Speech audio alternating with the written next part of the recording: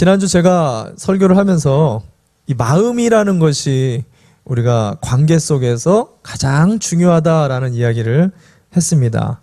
근데 문제는 이 마음이 눈에 잘 보여지는 게 아니다라는 게 문제예요. 그래서 마음을 잘 알 수 있다 없다? 잘 알 수 없다. 얼마 전에 우리 아내가 TV를 보는데 자주 그러는 것 같아요. TV에 날씬한 자매들만 나오면 아내가 저에게 이런 질문을 합니다. 여보, 나 배 많이 나왔지? 살이 왜 이렇게 안 빠지는 거야? 제가 그 순간 정말 아무 생각 없이 그러니까 운동 좀 해. 운동을 안 하니까 말만 하니까 뱃살이 안 빠지지 라고 제가 말을 하려다가 갑자기 등골이 오싹해지면서 뭔가 모르는 살기가 느껴지는 거예요. 그 순간 제가 말을 얼른 바꿔가지고 아니 여보, 당신에게 배가 어딨어. 애를 5이 낳았는데 이 정도면 S라인 아니냐고. 나는 여전히 당신이 최고야. 그 얘기를 했어요. 성령님께서 역사하신 거라고 저는 믿습니다.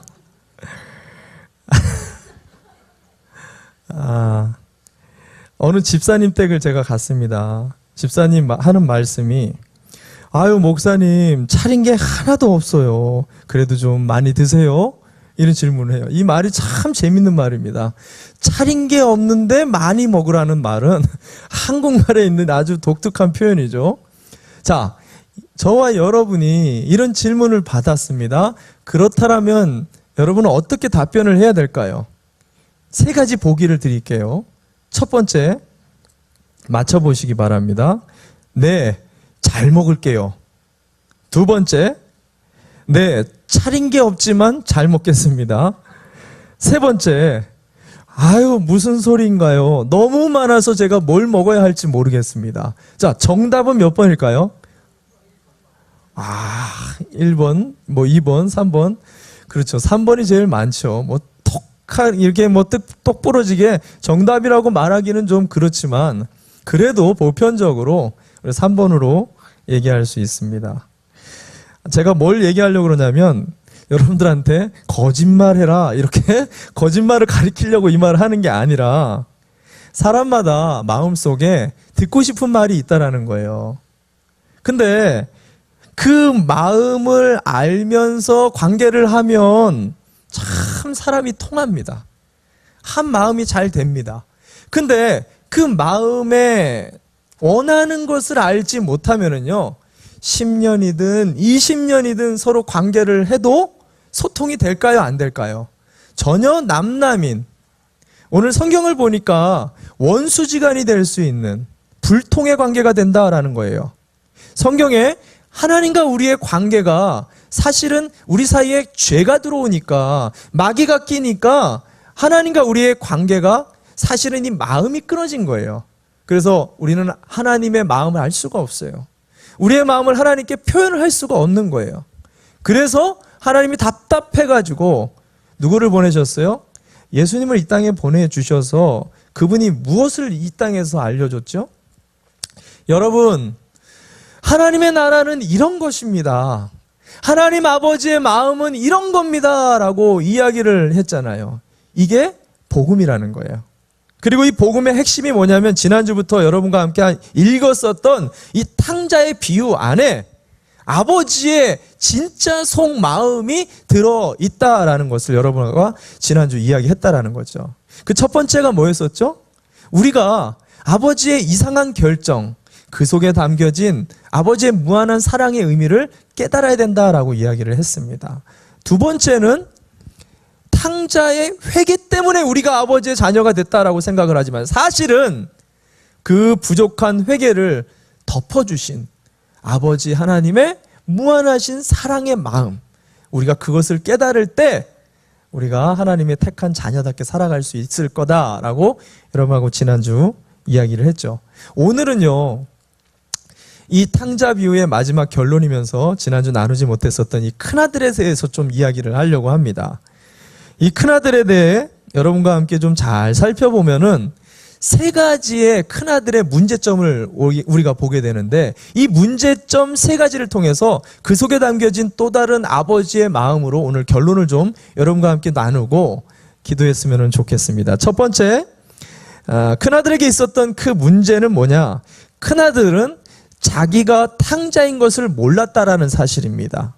자기가 탕자라는 것을 몰랐다. 15장 전체를 우리가 다 읽지는 않았지만 지난주에도 이야기했듯이 이 15장은 세 가지 비유라 그랬잖아요. 첫째가 잃어버린 양을 찾아서 그 큰 기쁨으로 돌아오는 목자의 비유가 있어요. 두 번째는 한 드라크마를 잃어버렸던 여주인이 그 드라크마를 찾아가지고 돌아오는 그 기쁨을 비유로 들었죠. 그리고 저와 여러분이 본 이 세 번째 비유는 뭐예요? 잃어버렸던 아들을 이렇게 회복해가지고 아버지가 기뻐해서 잔치를 여는 그런 비유입니다. 이 세 가지 비유를 이렇게 살펴보면은요, 사실은 오늘 이 탕자의 비유는 둘째 아들이 돌아와서 여기서 끝나도 될까요? 안 될까요? 잃어버린 것을 찾았으니까 끝나도 되죠. 사실은 예수님의 비유가 여기서 끝나도 되는 거예요. 근데 참 이 비유가 독특한 게 뭐냐면 하나를 덧붙이고 있다라는 거예요. 큰아들의 이야기를 마지막 결론부에 가서 집어넣고 있다라는 거죠. 자, 왜 큰아들의 비유로 결론을 짓고 있는가? 그것은 아직 돌아와야 될 한 사람이 남았다라는 얘기를 하고 있다라는 거예요. 누구예요? 둘째 아들만이 탕자가 아닌 지금 집 안에 있는 아버지의 마음을 알지 못하는 이 큰아들, 이 큰아들을 기다리고 있는 아버지의 마음을 우리에게 표현하고 있다는 것입니다. 예수님이 이것을 이미 비유를 설명하기 전에 얘기했어요. 누가복음 15장 1절부터 3절 한번 볼까요? 누가복음 15장 1절에서 3절입니다. 제가 읽어드립니다. 세리들과 죄인들이 모두 예수의 말씀을 들으려고 그에게 가까이 몰려들었다. 이 비유를 하기 전의 상황입니다. 제일 먼저 세리와 죄인들, 즉 둘째 아들, 하나님으로부터 멀리 떨어져 있는 둘째 아들을 이야기하는 거죠. 이 둘째 아들만 그 자리에 있었던 게 아닙니다. 보세요. 바리새파 사람들과 율법학자들은 투덜거리며 말하였다. 이 사람이 죄인들을 맞아들이고 그들과 함께 음식을 먹는구나. 뭐예요? 이 둘째 아들, 이 죄인들, 이 탕자 같은 사람들만 있는 게 아니라 여기에 그들을 비방하고 정죄하는 큰아들과 같은 바리새인과 율법학자가 그 자리에 같이 있었다라는 거예요. 이 비유는 믿지 않는 자들만을 위한 이 비유가 아니라 믿는 자들과 함께 이야기하고 있다는 거예요. 이 비유는 헬라인을 위한 비유가 아니라 유대인과 함께 던지는 비유라는 거예요. 이 비유는 죄인들만을 위한 비유가 아니라 유대인들을 향한, 하나님의 백성들을 향한 비유를 동시에 같이 하고 있다는 거예요. 즉 무슨 말이냐? 믿는 자든 믿지 않는 자든 헬라인이든 유대인이든 그게 중요한 게 아니라 아버지의 마음을 모르면 누구라도 그 사람이 탕자가 될 수 있다라는 얘기를 이 성경에서는 이야기한다라는 것입니다. 얼마 전, 며칠 전이죠. 전 세계 가장 유명한 복음 전도자 빌리 그레함 목사님이 소천을 했습니다. 그가 전 세계 수많은 사람들에게 아버지의 마음을 그렇게 열심히 증거하고 수많은 사람들이 아버지의 마음을 깨닫도록 한 그 복음 전도자였습니다. 근데 그가 말년에 후회한 것이 있다 그랬죠. 그게 뭐냐? 자기는 아버지의 마음을 교회 밖에 있는 사람들만 모른다고 생각했던 거예요. 근데 이 빌리 그레함 목사님이 수십 년이 지나서 보니까 교회 안에도 아버지의 마음을 모르는 사람이 너무나 많다라는 거예요. 자기가 참 잘못 알고 있었구나. 그러면서 후회했다라는 거죠. 여러분, 바로 이 큰아들이야말로 교회 안에서 하나님과 함께 있으면서도 불구하고 하나님의 마음을 모르는, 어떻게 보면은요, 교회 밖에 있는 사람보다 더 영적으로 비참한 삶을 살아간 아들이 이 바로 큰아들이었다라는 것을 이야기해 준다라는 것입니다. 감사한 것은요, 오늘 이 비유가요, 이 멀리 있었다가 돌아온 둘째 아들만 아버지가 기뻐하면서 초청하고 있는 게 아니라 성경을 보니까요, 교회 안에 있는데도 아버지의 마음을 누리지 못하는 정말 안타깝고 영적으로 비참한 이 큰아들도 예수님은 초청하고 있다는 거예요. 잃어버린 탕자를 위한 이 잔치로 그들도 초청하고 있다는 것입니다. 우리가 이 탕자의 비유를 들 때마다 예수님 안 믿는 사람을 향한 이야기라고 우리가 착각을 합니다. 그러나 오늘 이 말씀을 여러분 찬찬히 좀 살펴봅시다. 이것은 사실은 이 자리에 있는 저와 여러분의 이야기라는 거예요. 만약 저와 여러분의 삶에 혹 큰아들과 같은 마음이 있다라면, 혹 둘째 아들과 같은 마음이 있다라면 이 자리가 아버지의 잔치 가운데 나아갈 수 있는 복음의 자리가 되시기를 바랍니다. 아멘. 우리가 그러한 마음을 꼭 알 필요가 있는 게 뭐냐면, 내가 큰아들이라는 것, 내가 돌아와야 될 탕자라는 사실을 모르게 될 때요, 이것보다 더 큰 문제로 나가게 된다는 것. 그게 두 번째 등장하는 문제입니다. 두 번째 등장하는 문제는요, 이 큰아들이 자기가 좀 더 낫다라는 생각에 사로잡혔다라는 거예요. 자, 큰아들이 자기가 탕자라는 사실을 모르잖아요. 그렇게 신앙생활을 하게 되잖아요. 그러면 나는 좀 더 낫다라는 착각 속에 살게 된다는 것입니다. 28절 볼까요? 본문의 28절 제가 읽어드립니다. 큰아들은 화가 나서 집으로 들어가려 하지 않았다. 아버지가 나와서 그를 달랬다. 작은 아들이 돌아왔는데, 동생이 돌아왔는데 사실은 얼마나 기쁜 일입니까?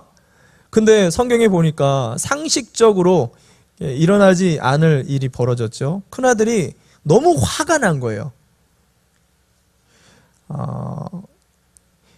사실은 우리가 이 큰아들을 좀 다 이야기를 알고 있기 때문에 이해는 되지만, 이것을 정확하게 왜 이 형이 화가 났는지를 정확히 해석을 하지 않으면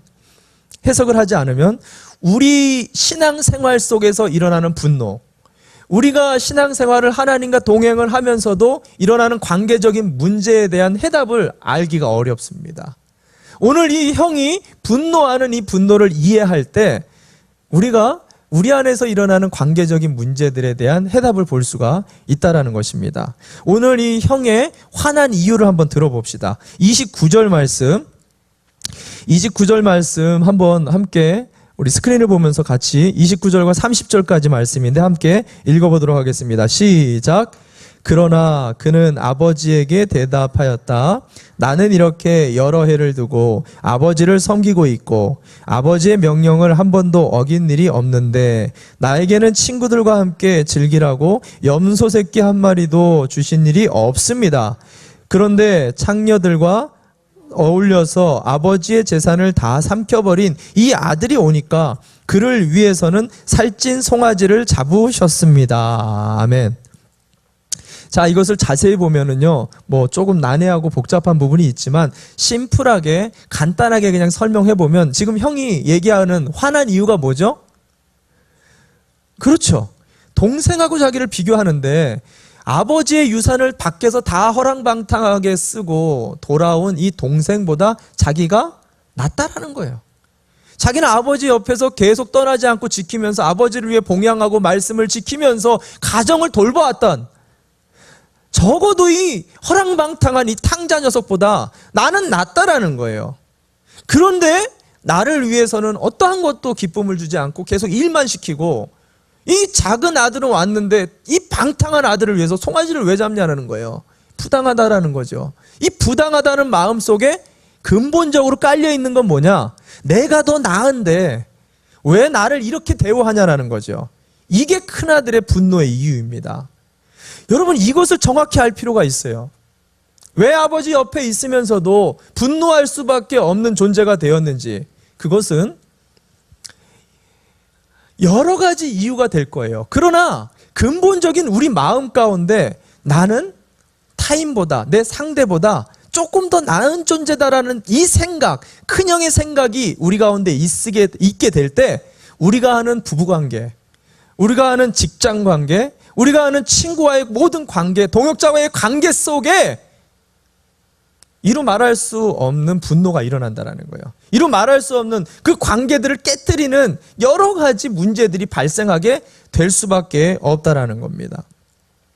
이유는 여러 가지가 될 수 있어요. 내가 이렇게까지 섬겼는데 너는 왜 이거밖에 못하냐는 거예요. 나는 너한테 말을 이런 식으로 하는데 너는 왜 나한테 말을 이런 식으로 하냐는 거예요. 나는 짧은 시간에 이만큼 일을 하는데 너는 요거밖에 못하냐는 거예요. 나는 너를 이렇게 대우해 주는데 너는 왜 이거밖에 대우를 해주지 못하느냐. 이유는 다양할 겁니다. 근데 그 근본에 깔린 생각은 뭐냐? 내가 너보다 낫다라는 거예요. 여러분, 이 생각을 고치지 못하면 아버지 옆에 있으면서도 영원히 큰형의 자리를 벗어날 수가 없는 거예요. 성경에는 우리를 어떻게 정의하고 있느냐? 모든 사람은 다 똑같은 죄인이라는 거예요. 목사님, 나 예수 믿고 구원받았잖아요. 구원받았죠. 구원받았지만 구원받았다고 우리의 인격이 달라진 게 아니라는 거예요. 우리의 성품이 한순간에 달라진 건 아니다라는 거죠. 예수님의 보혈의 피로 우리를 구원에 합당한 하나님의 자녀로 100% 완벽하게 만들어 주셨어요. 그러나 우리의 속사람이 옛 자아와 옛 성품이 남아있다라는 거죠. 성화되지 않는. 그래서 우리가 착각을 일으키는 거예요. 내가 의인이 된 줄 안다라는 거예요. 그러나 성경은 끊임없이 우리를 죄인이라고 정의를 하고 있다라는 거예요. 이거를 깨닫지 못하면은요, 자꾸만 사람들과의 관계 속에서 아주 도토리 키재기를 하면서 사람들과의 관계 속에서 계속적으로 분냄을 낼 수밖에 없는 존재가 된다라는 것입니다. 그래서 예수님께서 뭐라고 얘기하느냐? 이런 똑같은 죄인들끼리 다투는 상황을 누가복음 6장 37절 산상수훈에서 이렇게 얘기합니다. 매우 중요한 교훈이죠. 제가 읽어드립니다. 남을 심판하지 말아라. 그리하면 하나님께서도 너희를 심판하지 않으실 것이다. 남을 정죄하지 말아라. 그리하면 하나님께서도 너희를 정죄하지 않으실 것이다. 남을 용서하여라. 그리하면 하나님께서도 너희를 용서하실 것이다. 제가 플러신학교에서 박사 논문을 쓸 때 마지막 파이널 논문을 마무리할 때 라이팅 그 세미나를 듣게 됩니다.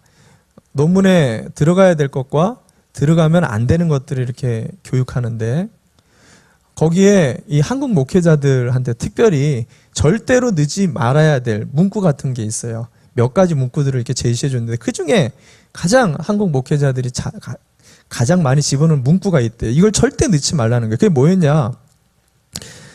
한국 교회는 이렇다. 한국 교회는 이게 문제입니다라는 정의 문구를 넣지 말라는 거예요.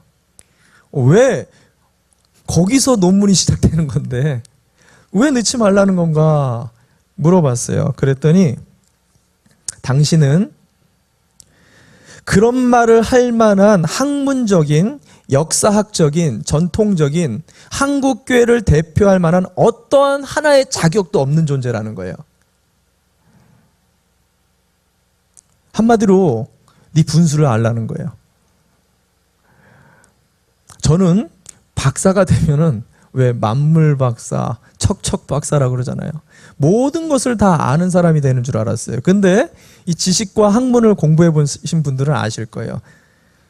박사라는 것은 수많은 정보 중에 아주 티끌보다도 더 작은 그 하나의 분야 하나를 조금 이제 알았다라고 하는 게 박사더라고요. 그러니까 제대로 공부를 한 사람들은 정말 정석대로 모든 스텝 바이 스텝을 다 밟아서 학문을 연구했던 사람들은요, 대부분 겸손합니다. 남 앞에서 가르치려고 하거나 남 앞에서 이건 이겁니다 막 이렇게 함부로 정죄를 하거나 판단을 못해요. 왜? 지식이라는 게 그렇거든요. 내가 아는 게 너무 우주에서 아주 일부분이라는 것을 깨달은 사람들이거든요. 그러니까 내가 뭘요? 우리나라 속담에도 변은 익을수록 숙인다라는 말이 있어요. 제가 그때 처음 알았어요. 예수님은 이것을 갖다가 누가복음 18장에서 또 다른 비유를 가지고 똑같이 이야기를 합니다. 누가복음 18장에 가면은 두 사람을 등장시키면서 예수님이 이야기하는데 하나는 바리새인입니다. 하나는 세리예요. 이 두 사람이 회당에 와가지고 기도하는 장면을 제자들에게 딱 보여주면서 자, 너희가 좀 유심히 저 두 사람을 보아라 하면서 바리새인의 기도하는 장면을 보는데 바리새인은 어떻게 기도해요? 두 팔을 팍 열고 고개를 뻣뻣이 들면서 나는 하나님 너무 감사합니다. 너무 찬양합니다.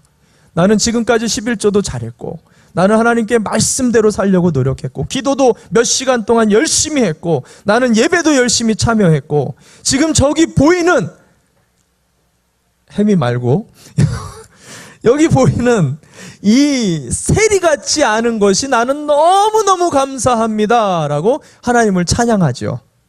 근데 반면 그 옆에 있었던 이 세리는 어떻게 기도해요?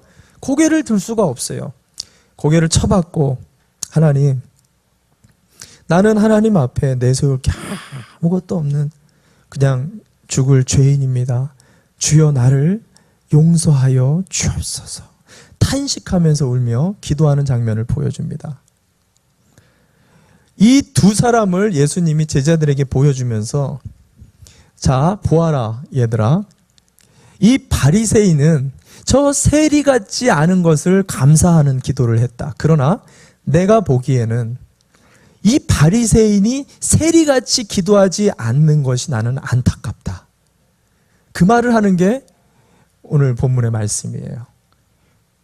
여러분, 이게 아버지의 마음이라는 거예요.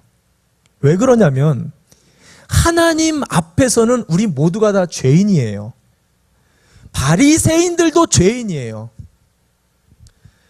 믿지 않는 사람들, 세리들도 죄인이에요. 하나님의 시선엔 똑같은 죄인인데, 돌아와야 될 죄인인데 이 바리새인은 자기가 의인인 줄 알고 있다라는 거예요. 하나님 앞에서.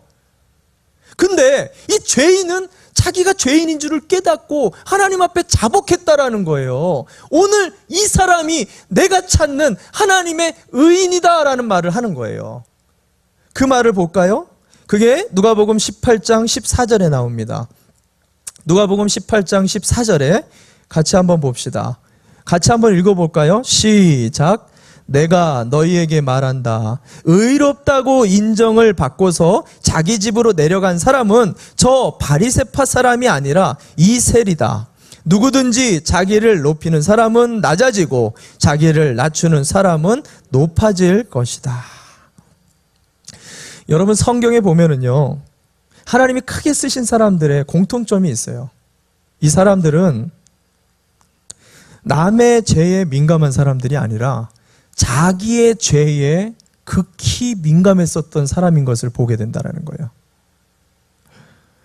대표적으로 참된 예배자로 불리는 이 다윗을 보세요. 실수는 많이 했지만 그가 하나님이 지적했을 때 그는 침상이 젖도록 밤새도록 울며 하나님 앞에 애곡하고 통곡하면서 회개했었던 것을 보게 됩니다. 여러분, 바울을 보시기 바랍니다. 바울은 날마다 그렇게 놀라운 서신서들을 그렇게 많이 쓰면서 하나님에 대해서 다 마음을 아는 것처럼 얘기하지만 그는 자기가 날마다 뭐라고 고백해요? 죄인 중에 괴수래요. 죄인들이 되게 많은데요, 그 중에 왕초 죄수라고 얘기를 하는 거예요. 가장 흉악한 죄수라는 거예요. 그러니까 그는 어떻게 해요? 날마다 십자가 앞으로 가서 용서를 구할 수밖에 없었다는 거예요. 나는 십자가밖에 없다라는 거예요. 그 고백을 할 수밖에 없었다라는 것입니다. 우리는요, 저를 포함해서 마찬가지예요. 우리 죄에 대해서는 사실 바리새인처럼 많이 둔감한 걸 보게 돼요. 근데 남의 죄에 대해서는 자꾸만 들추려고 하는, 우리 안에 선악과를 따먹으려고 하는 그런 못된 성품이 우리 안에 있다라는 것입니다. 그래서 자꾸만 남의 치부나 남의 어려운 부분들을 드러내면서 마치 나는 의인인 것처럼 포장하는 것들이 있다라는 것입니다. 예수님은 오늘 이런 사람을 갖다가 돌아와야 될 큰아들이다라고 이야기를 해주고 있다라는 사실입니다. 저는 여러분과 함께 이번 한 주를 한번 돌아봤으면 좋겠어요. 아니, 이 사순절을 좀 통과하면서 우리에게 주시는 이 아버지의 마음에 대해서 깊이 좀 묵상해 보기를 바랍니다. 하나님과 거리가 좀 멀리 떨어져 있는 분들 괜찮습니다. 아버지 앞에 마음만 돌이키면 아버지께서 달려오신다 약속하시고 있어요. 근데 아버지 앞에 나는 옆에 있는 의인이다. 근데 생각해 보니까 내가 죄인이었구나. 혹 이런 마음이 든다라면 오늘 이 자리 가운데 다시 한번 하나님의 은혜를 구하며 이 세리처럼 주님이 찾으시는 우리 자신을 좀 돌아보고 나 자신에 대해 좀 민감하며 하나님을 마주하는 그런 은혜의 자리가 되시기를 바랍니다. 아멘. 마지막으로 세 번째 결론이면서 가장 큰 문제는요, 큰 아들이 이 아버지의 마음을 하나도 몰랐다라는 거예요. 이것이 오늘의 결론입니다. 그가 탕자라고 오늘 성경에 예수님이 이야기하는 핵심이에요. 그는 아버지의 마음을 하나도 몰랐습니다. 자, 큰형의 이야기를 한 번 더 들어보겠습니다. 29절 말씀 한번 보겠습니다. 29절 같이 한번 읽어봅시다. 29절 시작. 그러나 그는 아버지에게 대답하였다. 나는 이렇게 여러 해를 두고 아버지를 섬기고 있고 아버지의 명령을 한 번도 어긴 일이 없는데 나에게 친구들과 함께 즐기라고 염소 새끼 한 마리도 주신 일이 없습니다.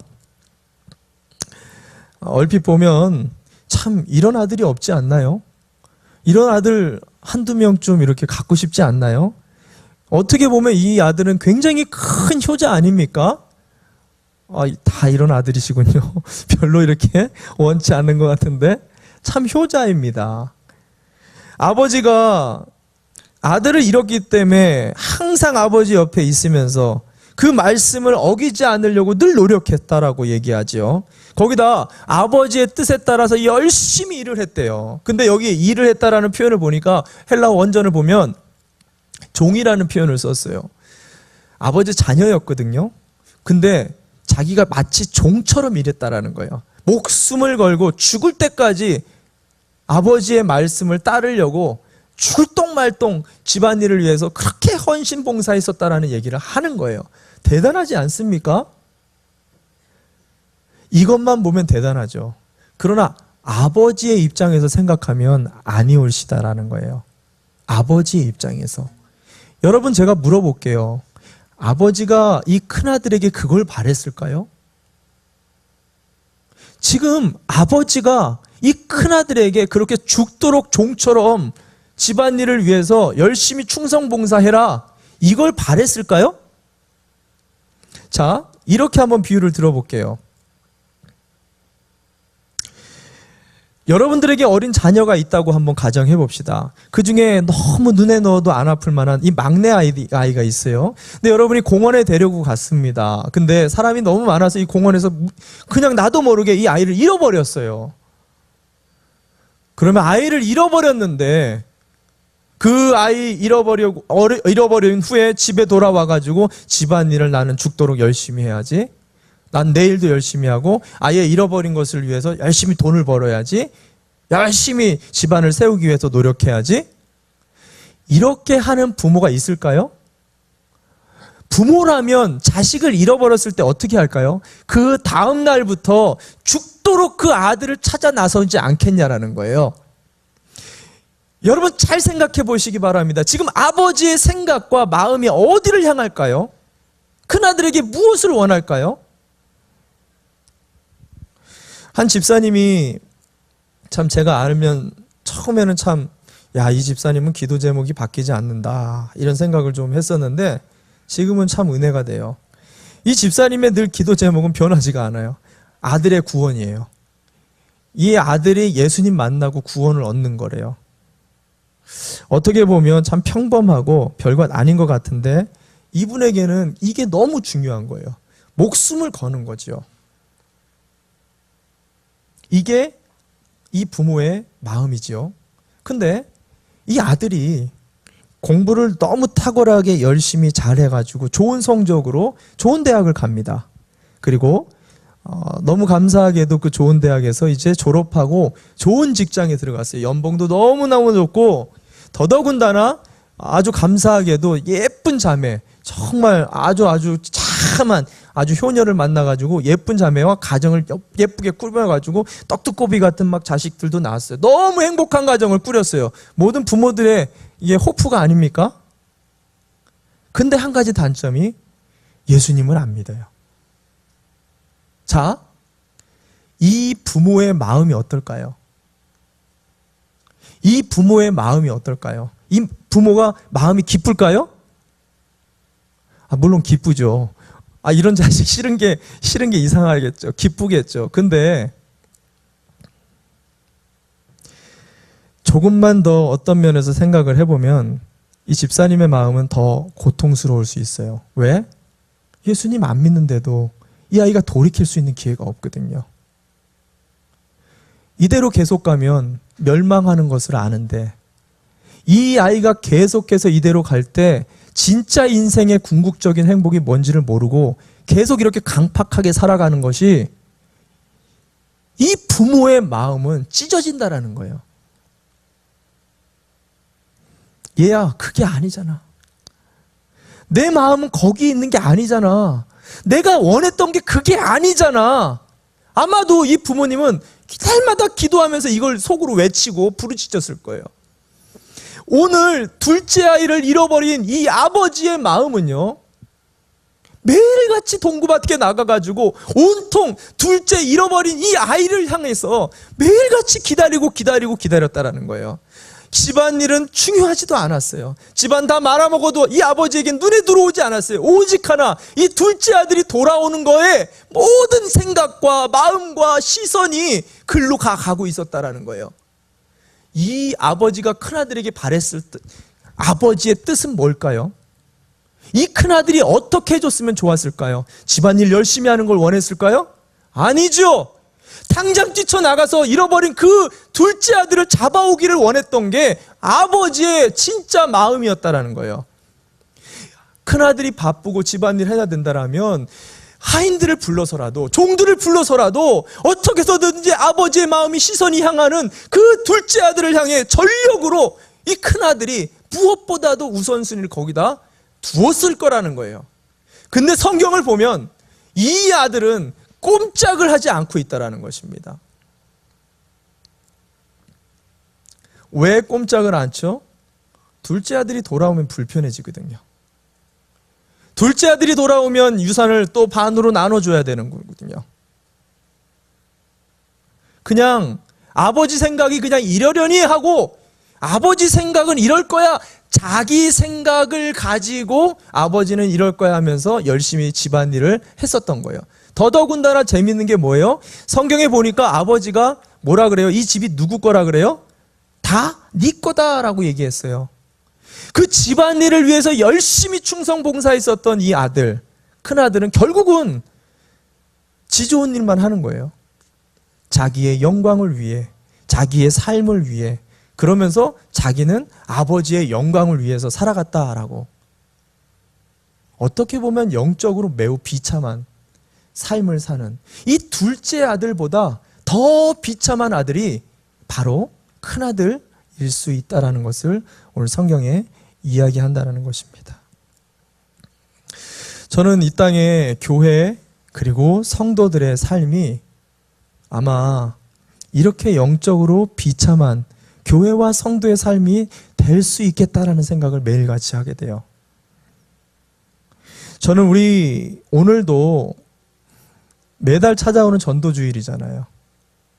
습관을 따라 나간다 할지라도 오늘도 예수님이 우리를 위해 예비하신 그 한 영혼이 있을 거라고 저는 믿습니다. 매달마다 그런 분들을 한 분씩 만나요. 오늘도 저는 있을 거라고 믿어요. 근데 우리 교회가 이렇게 뛰고 달리면서 찾아다니는 그 한 영혼, 그리고 열심히 교회를 확장하고 성장시키려고 하는 그 궁극적인 목적이 진짜 진정으로 하나님의 뜻과 영광을 위한 우리 교회가 되기를 주님의 이름으로 축원합니다. 여러분이 매주 주일마다 얼마나 보이지 않게 섬기고 있습니까? 얼마나 충성봉사하고 있습니까? 매 주주간에 얼마나 예수님의 이름으로 모여서 예수님의 가정에 얼마나 많은 힘듦이 있어요. 그런데도 나와가지고 기도하면서 어떻게 해서든지 복음의 삶을 살려고 노력하지 않습니까? 이런 모든 활동이 정말로 하나님의 영광을 위한 아버지의 뜻을 향한 그런 모임과 섬김과 노력이 되기를 바랍니다. 문제는 성경에 보니까 마가복음 10장에 보니까 예수님의 제자들을 보여줬어요. 예수님의 제자들 보니까 자기가 높아지려고 섬겼다라고 기록해요. 자기를 큰 자 만들려고 희생했다라고 얘기해요. 우리가 어떤 존재인지를 알아야 돼요. 우리는 큰 아들입니다. 나는 하나님의 영광을 위해서라고 얘기하지만 나도 모르게 결국은 나의 영광을 위해서 노력하게 될 수 있는 존재라는 것을 알아야 돼요. 그래서 날마다 내 자신을 깨트려야 된다는 거예요. 저의 목회 바램 중에 하나가 뭐였냐면 오늘처럼 이렇게 귀한 찬양이 영광의 하나님을 정말 저는 오늘 은혜 받았어요. 근데 뒤돌아보니까 다 일어섰는데 나만 일어서지 않았더라고요. 죄송합니다. 일어서는지 모르고 있다가 하나님의 영광을 찬양할 때 제일 가슴이 벅차올라요. 이런 영광의 찬양을 올리고 싶어요. 매주마다. 그리고 멋들어진 흐름 있는 살아있는 그런 흐름이 끊어지지 않는 예배를 드리고 싶어요. 정말 우리의 마음을 녹아지는, 오늘도 참 우리 박복윤 집사님, 저는 박복윤 집사님 기도할 때마다 정말 은혜가 넘칩니다. 한 사람 한 사람을 자세하게, 우리 백 목사님을 위해서 이렇게 또 축복 기도해 주니까 백 목사님 많은 은혜 받았다라고 믿습니다. 아멘. 참 감사하죠. 말씀도 아주 그냥 잘 전했으면 좋겠어요. 모든 예배가 정말 다이나믹하게 모든 것이 다 이렇게 보기 좋게 좀 드려지는 것을 꿈꿉니다. 근데 제가 이 말씀을 묵상하는데, 야, 이게 정말 하나님이 원하는 예배일까? 고민해 보는데요. 결국은 내가 원하는 예배더라고요. 하나님이 오늘 찾는 예배, 둘째 아들이 돌아오는 예배를 찾고 있다는 거예요. 큰 아들이 돌아오는 예배를 애타게 기다리고 있다는 거예요. 작은 아들과 큰 아들이 같이 연합을 이루어 잔치가 벌어지기를 원한다는 거예요. 아버지의 마음을 깨닫고 그 아버지의 은혜 속에서 참된 자유와 구원을 노래하는 참다운 인격적인 진정한 회복과 영광을 맛보는 하나님 나라의 예배를 아버지께서 기다리고 있다는 것, 그것이 오늘 탕자 비유의 최종 결론이라는 사실입니다.